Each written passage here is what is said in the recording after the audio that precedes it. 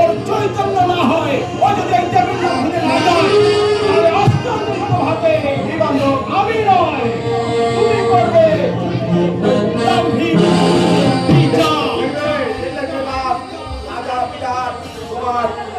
তোমার বিচার করতে পারবো না। বিচারের দায়িত্বটা আমার হাতে তুলে দিল। আমি তোমার বিচার করবো, আমার বিচার করবো, যা থেকে তোমার মতো বিদ্রোহী সন্তানের জন্ম গ্রহণ করতে পারে।